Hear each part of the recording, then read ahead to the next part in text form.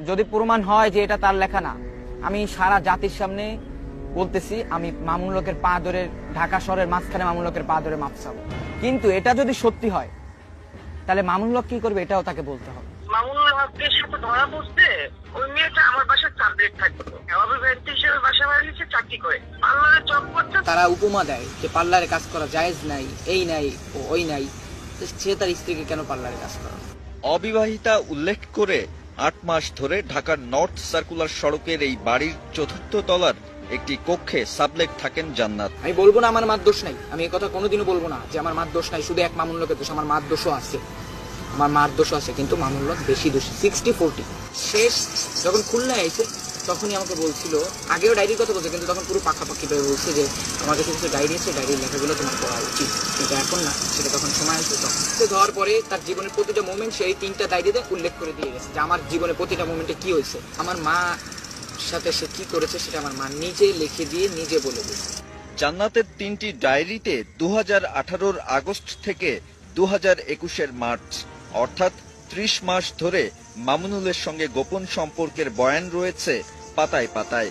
6 ফেব্রুয়ারি 2021-এ সে কি বলেছে, স্বপ্নে দেখলাম হেড যাচ্ছে, বাড়ছে, হাতটা বাড়িয়ে জড়িয়ে ধরেছে, ভাবছিলাম ঘুমের মধ্যেই বিয়ে না করে জড়িয়ে কেন ধরেছে।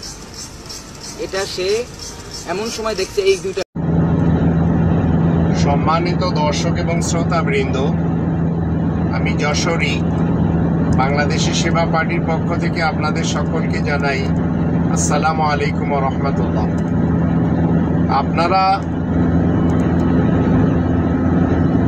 একটি ছেলের কথা শুনবেন, যে ছেলেটি তার মায়ের ব্যাপারে তার মায়ের বিরুদ্ধে সাক্ষী দিচ্ছে। এই ছেলেটি যেভাবে চ্যালেঞ্জ করেছে, এই চ্যালেঞ্জ যদি আমাদের দেশের আইনে বিচার করা হতো তাহলে আল্লামা মামুনুল হকের নুনু কর্তন করে দেওয়া হতো। কারণ তিনি যেভাবে ধর্ষণ করেছেন, যেভাবে রিসোর্টে ধরা খেয়েছেন, তাতে আমাদের দেশের মানুষ তাকে এখনো অনেক শ্রদ্ধা করে। আবার তার উপাধি দেওয়া হয়েছে শাইখুল ইসলাম ইবনে শাইখুল ইসলাম। এই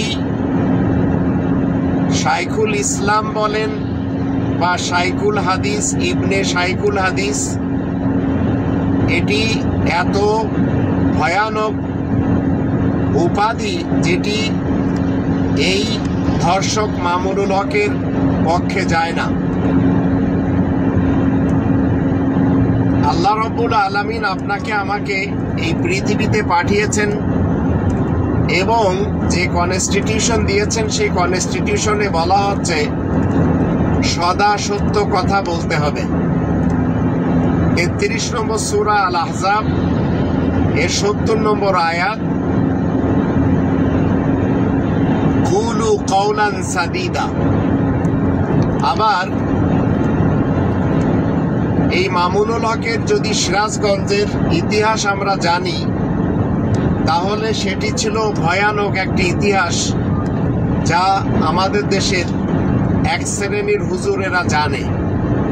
তাকে সেখান থেকে বিতাড়িত করা হয়েছিল, তখন তার বাবা আজিজুল হক সাহেব জীবিত ছিলেন।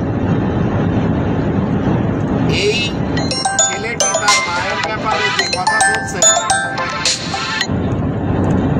সেই কথা যদি আপনারা একটু চিন্তা গবেষণা করে দেখেন তাহলে আপনারা বুঝতে পারবেন একজন ধর্ষক তার শাস্তি হলো কোরআনের 5 নম্বর সূরা আল মাইদার যখন আমরা 38-39 আয়াত দুটি দেখি, সেখানে বলা হচ্ছে ওয়াসারিকু ওয়াসারিকাতু ফাকতাউ আইদিয়াহুমা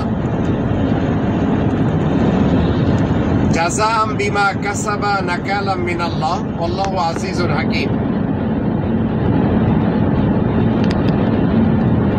চোর সে পুরুষ হোক অথবা নারী, তাদের চুরির হাতকে কর্তন করে দিতে হবে।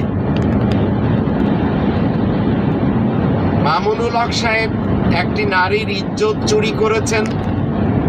ইজ্জত চুরি করতে যে তিনি যে কাজটি করেছেন সেটি হলো ধর্ষণ, সেটি হলো কুকর্ম।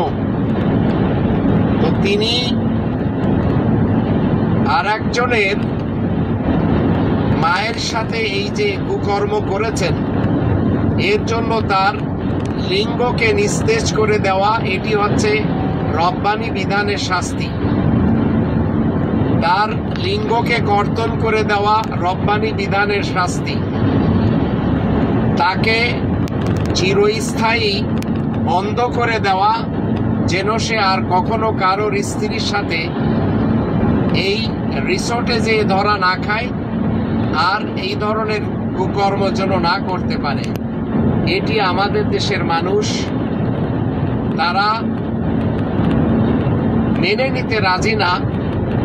আর আজ আবার আমরা দেখতে পাচ্ছি সেই মামুনুল হককে বলা হচ্ছে শাইখুল ইসলাম, ইবনে শাইখুল ইসলাম এক শ্রেণীর লোকেরা বলছে, আর অন্যান্যরা বলছে শাইখুল হাদিস, ইবনে শাইখুল হাদিস। চোরের চুরির হাত যদি আপনি আমি কর্তন করতে পারতাম, রাষ্ট্রীয় আইন যদি সাপোর্ট করত, তাহলে এই মামুনুল হকের মতো গম যারা রয়েছে আমাদের দেশে, যারা ধর্ষণ করে, এই মৌলবী সমাজ, এরা কোনোভাবেও কেউ রেহাই পেত না। এবার আপনারা ওই সন্তানের কাছ থেকে জেনে নিন